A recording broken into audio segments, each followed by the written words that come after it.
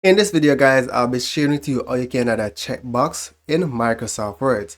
Now to achieve this, first thing you need to do is to add the developer ribbon. So let's go to Files, then select Account, then select Options, then select Customize Ribbons, and then scroll down and select Developer, then select OK.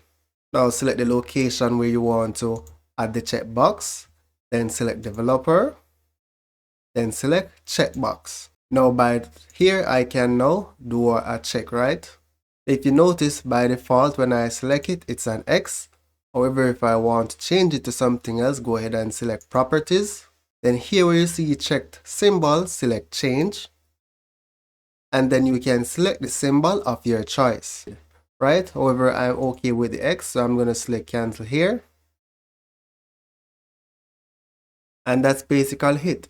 Don't forget to leave a like or comment on this video.